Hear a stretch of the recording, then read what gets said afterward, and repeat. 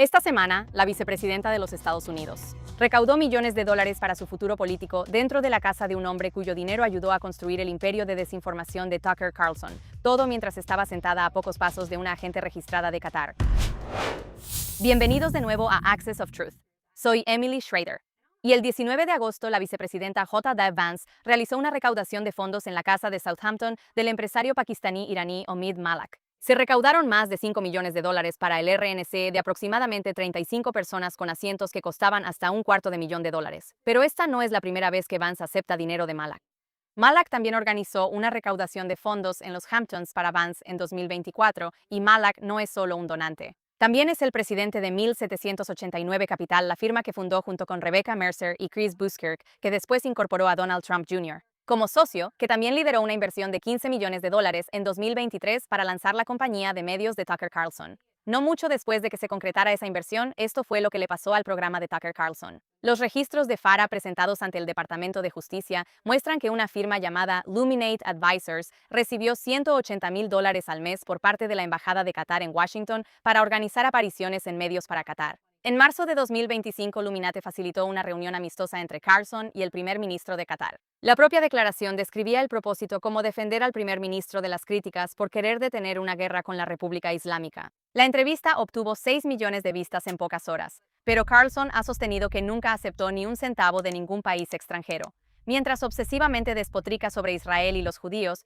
y blanquea conspiraciones y fanatismo favorables a la hermandad musulmana. De hecho, elevando a algunas de las peores dictaduras del mundo, por supuesto, todo mientras finge ser de los que ponen a Estados Unidos primero. Ahora, es cierto que los documentos de FARA no dicen que Carlson haya sido pagado directamente. Dice que un agente registrado de Qatar pagó una suma de 6 cifras al mes para poner al primer ministro de Qatar frente a la audiencia de Carlson en los términos de Qatar, defendiendo la posición de Qatar sobre Irán. Eso fue lo que pasó, porque eso es mucho mejor, ya sabes. De todos modos, desde que llegó esa inversión, la plataforma de Carlson se ha opuesto sistemáticamente a responsabilizar al régimen islámico en Irán, realmente por nada, y se ha vuelto muy hostil hacia Israel. También le ha dado a Qatar, a la hermandad musulmana e incluso al Islam político en general, un trato complaciente que francamente no merece. Ahora, mira quién más ha estado recibiendo dinero de Qatar mientras se mueve en este mismo círculo. Garrett Venturi, quien también asistió a la recaudación de fondos del 19 de agosto para J.D. Vance y es un antiguo socio comercial del propio Malik. Venturi dirige una firma llamada GRB Strategies y los registros de FARA muestran que Qatar le paga $80,000 al mes por colocación en medios. Ahora, esos documentos muestran que GRB propone historias a medios conservadores y en al menos 2 casos documentados,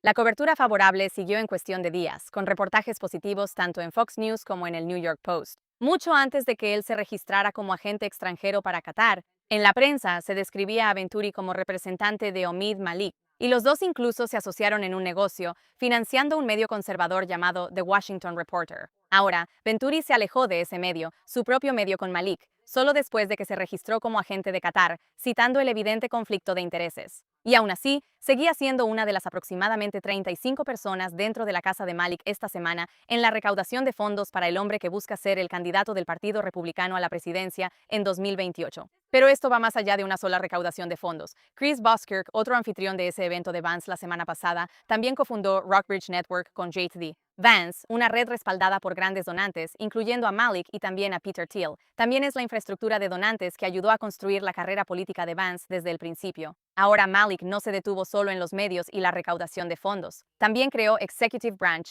el club privado de Washington que, en la práctica, vende a miembros adinerados el acceso a altos funcionarios de Trump, que estableció junto a Donald Trump Jr., Steve y Alex Witkoff y Chris Buskirk. Así que el mismo hombre que ayudó a financiar la plataforma de Tucker Carlson también cofundó la maquinaria de recaudación de fondos detrás del ascenso de Vance y también cofundó el club privado que vende acceso al resto de la administración. Esos son 3 puntos de presión separados sobre la administración actual de la Casa Blanca, todos conectados a las mismas personas que tienen vínculos preocupantes con Qatar. Además de ese hecho, hay un patrón documentado de valores hostiles contra los judíos y, francamente, contra los estadounidenses que provienen de los proyectos con los que él sigue estando afiliado de una u otra manera. Ahora, esto no prueba que Malik sea responsable, pero ciertamente justifica una investigación más exhaustiva sobre la influencia extranjera, especialmente dado el patrón que vemos de Qatar. Antes de las elecciones de 2024, solo alrededor del 10% de la difusión mediática registrada de Qatar estaba dirigida a medios conservadores, pero después de que Trump ganó, ese número saltó a más de la mitad.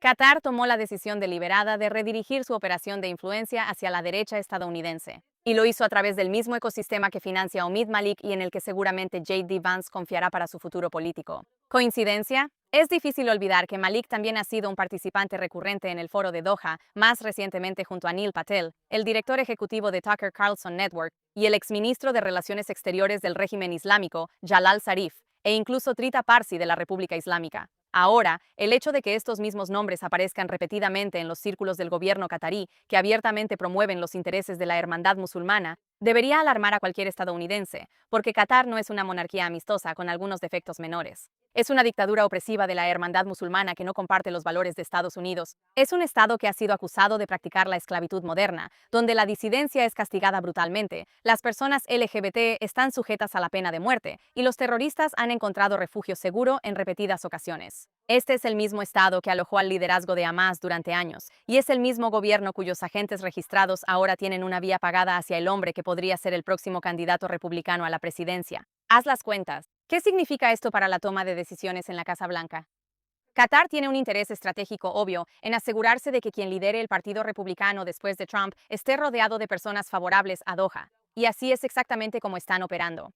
Curiosamente, el propio contenido de Carlson ha repetido esa agenda casi punto por punto, hasta la creciente sospecha y hostilidad que ahora se dirige al apoyo de los cristianos evangélicos a Israel, que durante mucho tiempo ha sido uno de los pilares más fuertes de la coalición pro-Israel en Estados Unidos. Sin duda, no es una coincidencia que personas como Carlson estén tratando desesperadamente de crear una división entre cristianos y judíos respecto a Israel. Y eso no es un accidente. Es exactamente lo que un gobierno extranjero que intenta remodelar la opinión pública estadounidense querría que se produjera. Así que no voy a sentarme aquí y decirte que Omid Maliki es un agente catarí, iraní o pakistaní, ya que la evidencia no lo demuestra. Pero sí haré la pregunta directamente. Cuando el hombre que ayudó a financiar la plataforma de Carlson también cofundó la red de donantes detrás de la vicepresidenta, quien también construyó el club de acceso para el resto de la administración, quien también participa en paneles con funcionarios iraníes y en un foro del gobierno de Qatar, y también comparte lazos comerciales con una operadora que ahora está en la nómina de Qatar. ¿De verdad crees que todo eso es coincidencia? Basándonos en lo que acabamos de exponer, no hay una razón seria para estar preocupados de que estamos viendo parte de una campaña más grande de Qatar para subvertir la política exterior estadounidense desde dentro de la coalición que se supone que debe poner a Estados Unidos primero. Personalmente, tengo serias reservas sobre quién ocupa los puestos más altos, o mejor dicho, los niveles inmediatamente inferiores de esta Casa Blanca y a qué intereses están sirviendo realmente. Cuando las personas más cercanas a una vicepresidenta en funciones son las mismas que cobran cheques de un gobierno que financia a Hamás, los estadounidenses merecen una explicación, no una recaudación de fondos. El dinero catarí está en todas partes en Washington ahora, está en todos lados en los medios y los centros de investigación, está en todas partes en las universidades. ¿Y ahora está en la sala de estar del hombre que financia el futuro de la vicepresidenta? Esto tiene que parar. Y empieza con los estadounidenses exigiendo saber exactamente quién está en la sala cuando sus líderes están siendo financiados y exactamente de quién es el dinero que los puso ahí. Sin embargo, Qatar no es el único actor regional que está comprando el favor de Washington mientras trabaja en contra de los intereses estadounidenses. Hay otro aliado de la OTAN haciendo lo mismo a plena vista. Y su presidente acaba de emitir una orden de arresto contra el primer ministro de Israel. Hablemos de Turquía. Esta semana, el presidente de un país de la OTAN, Turquía, pidió a Interpol que arrestara al primer ministro de Israel por genocidio, mientras que su propio país aún no ha asumido la responsabilidad por el genocidio armenio. Y además, alberga a los líderes del mismo grupo terrorista que intentó cometer un genocidio contra los judíos el 7 de octubre. Mientras tanto, el embajador estadounidense en Ankara, Tom Barrack, ha pasado la última semana apoyándolo públicamente. El viernes, el ministro de Justicia de Turquía anunció que Ankara está pidiendo a Interpol una notificación roja para arrestar a Benjamin Netanyahu, basándose en las órdenes de arresto que Turquía ya emitió contra 37 funcionarios israelíes por genocidio debido a la guerra en Gaza. Ahora, por supuesto, nada de eso tiene que ver con Turquía, pero eso no ha impedido que Erdogan siga impulsando sus fantasías de un califato islamista. En respuesta, la oficina de Netanyahu ha llamado a Erdogan un dictador antisemita que ha masacrado a kurdos,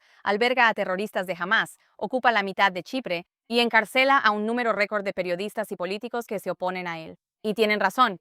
Este es un país que nunca ha asumido la responsabilidad por su propio genocidio contra los armenios y está siendo dirigido por un hombre que tiene a su principal rival político en prisión. Mientras tanto, él está haciendo acusaciones de genocidio contra un país que se está defendiendo de los verdaderos terroristas genocidas a quienes Turquía protege. Esta semana, las tensiones solo aumentaron después de que las FDI atacaron una base vacía en Siria, en la que Turquía está intentando expandirse militarmente, algo contra lo que Israel ha advertido explícitamente y ha declarado que absolutamente no permitirá. La base aérea fue atacada después de que la inteligencia indicó que Turquía planeaba desplegar fuerzas allí, con el ministro de Defensa israelí, Israel Katz, diciendo que las FDI advirtieron a altos funcionarios sirios antes del ataque y les dieron la oportunidad de retirarse. Y solo cuando esa advertencia no fue respondida, la primera ministra y la ministra de Defensa autorizaron la operación. Un Estado soberano que impide que un ejército extranjero hostil se establezca en su frontera no es agresión.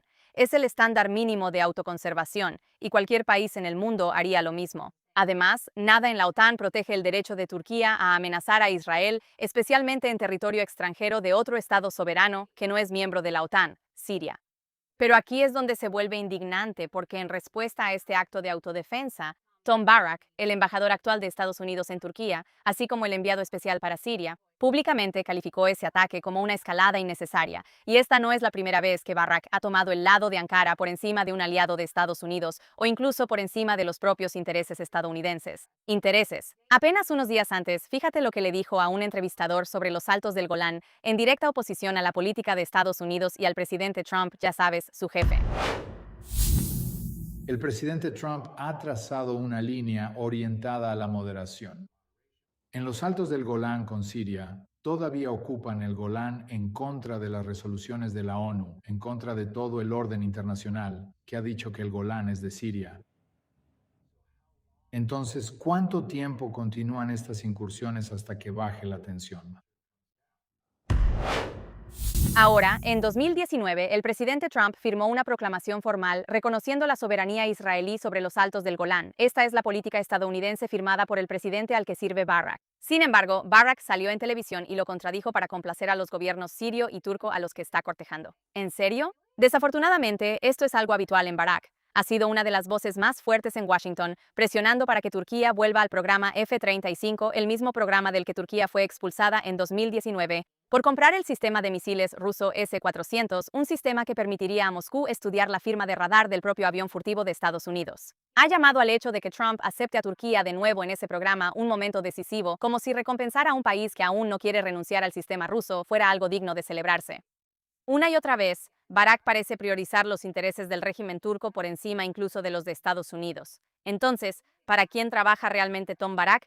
Porque no parece que sea para Estados Unidos. Pero también quiero hablar sobre lo que realmente está construyendo Erdogan, porque la orden de arresto es una distracción de la verdadera historia aquí. Turquía se ha convertido en la sede operativa de Hamás. El jefe de inteligencia turco, Ibrahim Kalin, ha recibido personalmente al buró político de Hamás en Estambul en varias ocasiones solo este año. Hamás realizó sus propias elecciones internas de liderazgo en Estambul. Los servicios de seguridad israelíes han identificado a altos dirigentes de Hamás operando desde Estambul para dirigir ataques en Judea y Samaria, con Erdogan prometiéndole personalmente al grupo, y cito, así como protegemos a nuestros propios hijos, también los protegeremos a ustedes. El Departamento del Tesoro de Estados Unidos ha sancionado a varias organizaciones benéficas turcas y organizaciones pantalla de Hamás. Y justo este mes, fiscales federales arrestaron a una directora de una organización benéfica con sede en Turquía por canalizar dinero al grupo. Este no es solo un aliado de la OTAN con una relación complicada con un grupo terrorista designado, es un aliado de la OTAN que está funcionando activamente como sede central del grupo. Pero Hamás es solo la parte visible aquí.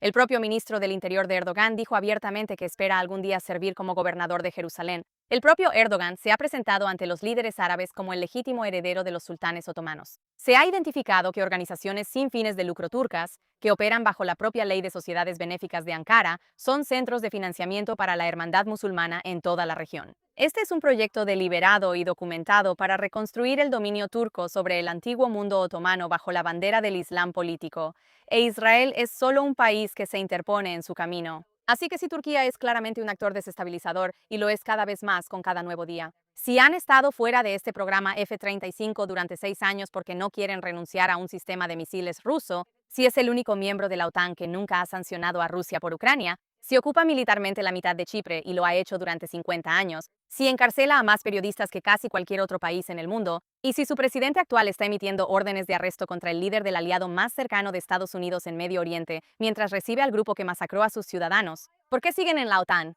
Tal como está hoy, no existe un mecanismo formal en el Tratado de la OTAN para expulsar a un miembro, pero Turquía es un argumento para crear uno, y muy rápido. Una alianza que no puede expulsar a un miembro que protege activamente a un grupo terrorista designado no es una alianza seria. Turquía debería ser expulsada de la OTAN. Punto final. Para cerrar el círculo, Qatar y Turquía no son competidores en este esfuerzo por socavar a Estados Unidos y sus aliados. Son socios. Ambos gobiernos financian, protegen y legitiman las mismas redes islamistas. Ambos han estado cortejando al mismo círculo de funcionarios estadounidenses y figuras de los medios, y ambos están obteniendo resultados. Cuando ves a esta Casa Blanca y notas una red de donantes muy sospechosa de la vicepresidenta y a una embajadora en Ankara que prioriza la política turca sobre la estadounidense, no estás viendo dos historias separadas. Estás viendo una campaña coordinada para desmoralizar a Estados Unidos mientras se culpa a otro.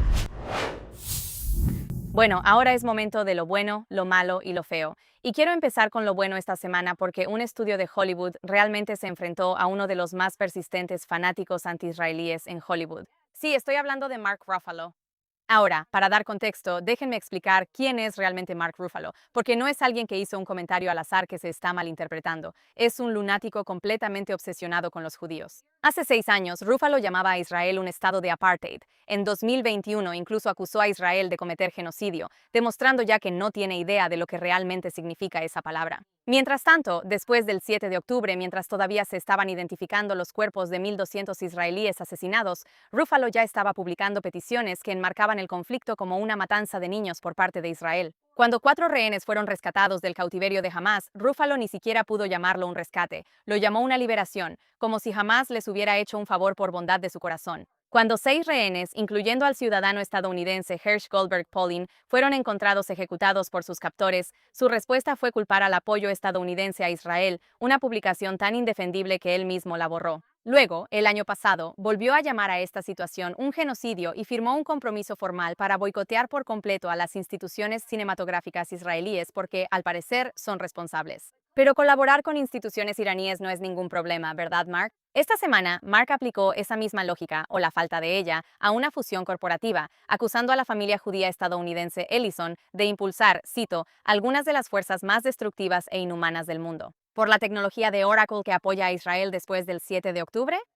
Ahora, toda su acusación se basa en un video que volvió a circular de una ejecutiva de Oracle, Safra Catz, de 2024, donde ella dice que hay algunas cosas que Oracle hizo para el ejército de Israel que ella, cito, realmente no puede hablar de ellas, y que la empresa tiene tecnología profundamente aterradora que puso a disposición. Ahora, ella nunca dijo qué es eso, nadie fuera de Oracle y el gobierno israelí sabe siquiera a qué se está refiriendo. Pero Ruffalo tomó la vaguedad deliberada de una ejecutiva y la convirtió en una acusación directa de genocidio y apartheid contra una familia estadounidense solo porque son judíos, sin un solo hecho específico que lo respalde. Pero esta vez, Paramount no lo dejó salirse con la suya. Una portavoz salió y dijo que la empresa está muy preocupada. Cuando se invocan tropos antisemitas supuestamente bajo el pretexto de una disputa comercial, y que palabras como genocidio o apartheid aplicadas a una transacción corporativa ya es pasarse de la raya. Eso minimiza el sufrimiento real que esas palabras están destinadas a describir. Y esto también encaja en un patrón para Paramount, solo que en sentido contrario. Cuando casi 4.000 figuras de Hollywood firmaron ese mismo compromiso de boicot que Mark Ruffalo también firmó, Paramount fue el primer gran estudio en rechazarlo públicamente, diciendo, silenciar a artistas creativos individuales basándose en su nacionalidad no promueve una mejor comprensión ni avanza la causa de la paz. No debería ser tan raro que una empresa llame al antisemitismo por lo que es, en lugar de dejar que una figura famosa lo disimule con la excusa de una disputa comercial. Pero dado todo lo que hemos cubierto hoy, creo que vale la pena señalar cuando alguien hace lo correcto. Y Paramount definitivamente lo hizo esta vez. Y ahora, la mala noticia, y sucedió aquí mismo en la ciudad de Nueva York. Esta semana, el FBI arrestó a Jessica Bowie, de 35 años de Albany, por planear volar el Capitolio del estado de Nueva York mientras los legisladores estaban adentro. Ahora, Bowie se convirtió al Islam hace 5 años. Adoptó el nombre de Aisha Saif y se radicalizó en línea, jurando lealtad a ISIS a través de múltiples grabaciones de audio tanto en inglés como en árabe. Luego pasó semanas inspeccionando el Capitolio, tomando fotos desde varios puntos de vista, e incluso les dijo a los informantes del FBI que quería, cito, destruir la mayor parte posible del edificio y matar a los senadores mientras están reunidos. Ella habló sobre disfrazar la bomba como una entrega de comida, compró materiales en una ferretería e incluso consideró el ayuntamiento de Albany antes de decidir finalmente que el Capitolio estatal era, en sus propias palabras, el mejor objetivo. Los fiscales dicen que ella planeaba huir a territorio controlado por ISIS en Siria después, luego regresar para atacar Times Square en la víspera de Año Nuevo y eventualmente la propia Casa Blanca. Fue arrestada en el momento en que tomó posesión de lo que creía que era un artefacto explosivo real y ahora enfrenta hasta 20 años de prisión. Esto es obviamente horrible, pero las implicaciones son aún más aterradoras. Las investigadoras dijeron que Bowie se describió a sí misma pasando de ser una niña pequeña, ondeando una bandera estadounidense después del 11 de septiembre, a poner calcomanías de las torres cayendo en señal de celebración. Esta es una ciudadana estadounidense nacida en Estados Unidos, criada en Estados Unidos, que salió lista para masacrar a la legislatura de su propio estado por una causa que se originó a miles de kilómetros de distancia, y no es un caso aislado. Esta no es la historia aislada de una persona perturbada, es un síntoma de algo que está haciendo metástasis dentro de la sociedad estadounidense. Un goteo de radicalización en línea que toma a estadounidenses comunes sin ninguna conexión con Medio Oriente y los convierte en soldados de a pie del Islam político. Esto no es un problema de islamofobia porque esta misma ideología tóxica mata de manera desproporcionada a otros musulmanes en todo Medio Oriente. En Estados Unidos vemos esta ideología a través del culto a la muerte de Palestina Libre y mediante el secuestro del Partido Demócrata por parte de la DSA. Y lo vemos también con islamistas que juran lealtad al ISIS. Washington no puede seguir tratando esto como una serie de incidentes no relacionados, en lugar de una infección ideológica coordinada, o sea, realmente una infección que se está propagando por la sociedad estadounidense. Las vidas estadounidenses están claramente en riesgo. Y ahora, finalmente, la historia desagradable que nos lleva de regreso a la República Islámica y España, donde el régimen tiene un amigo, Pedro Sánchez. Esta semana, los medios estatales de la República Islámica anunciaron que un inversionista español ya fue aprobado para la primera inversión extranjera del régimen en la provincia de Jorasán del Sur, para un proyecto de minería y procesamiento de minerales. Bajo las sanciones de Estados Unidos, esto no es un área gris. La orden ejecutiva 13.902 nombra específicamente la minería como un sector sancionable de la economía iraní, junto con la construcción, la manufactura y los textiles. Cualquier persona que opere en ese sector, incluyendo a un ciudadano extranjero, está expuesta a sanciones de Estados Unidos por ello. Mientras tanto, por parte de la Unión Europea, Bruselas volvió a imponer amplias sanciones a la República Islámica el pasado septiembre, prohibiendo el comercio de metales sin procesar y restableciendo amplias restricciones a las inversiones. Mientras tanto, a pesar de que el régimen islámico ha amenazado explícitamente a Europa en las últimas semanas, el primer ministro español, Pedro Sánchez, ha pasado toda esta guerra posicionándose como el crítico más fuerte de Europa contra cualquier acción militar contra el régimen islámico en Irán, impidiendo que Estados Unidos use bases, retirando al embajador de España en Israel y calificando la campaña contra el régimen como ilegal y cruel. Es curioso cómo no tiene nada que decir sobre la crueldad e ilegalidad de asesinar en masa a decenas de miles de manifestantes iraníes, ¿verdad, Pedro? De todos modos, según las propias cifras del Ministerio de Comercio de España, su gobierno aprobó más de $1,5 millones en exportaciones de doble uso a la República Islámica solo en 2024 y la primera mitad de 2025, incluyendo detonadores, explosivos y máquinas herramienta de alta precisión aptas para la fabricación de misiles y drones, con casi el 70% de eso yendo directamente a empresas vinculadas al Estado. Desde que Sánchez asumió el cargo en 2018, las exportaciones españolas relacionadas con la defensa al régimen han alcanzado casi $200 millones en total. Así que, mientras Sánchez sale en la televisión diciendo que no a la guerra, su propio gobierno básicamente está ayudando al régimen islámico a hacer la guerra. Así es como se ve una política exterior autodestructiva. No puedes pretender superioridad moral frente a una guerra mientras suministras piezas de misiles a un régimen que la inició. Y este no es un gobierno neutral al que Sánchez está apoyando. Es el mismo régimen islámico que ha masacrado a decenas de miles de manifestantes solo en este año y que sigue ejecutando a quienes ha arrestado casi todos los días. Que un Estado miembro de la Unión Europea esté de manera silenciosa y efectiva armando al complejo militar industrial de un régimen que está cometiendo asesinatos en masa contra su propio pueblo, mientras ese mismo Estado miembro da lecciones al mundo sobre derechos humanos, es una traición a los principios sobre los que la Unión Europea dice estar fundada. Si Bruselas realmente cree en las sanciones que volvió a imponer, debería empezar por preguntarse por qué uno de sus propios Estados miembros es el que las está violando. Tal vez España sea el próximo país que deba ser sancionado. Eso es todo por esta semana. Si quieren conocer las historias que el resto de los medios no se atreven a tocar sobre Israel o Irán, asegúrense de seguirme en X e Instagram. Los enlaces están abajo. Soy Emily Schrader y esto fue Access of Truth. Nos vemos la próxima semana.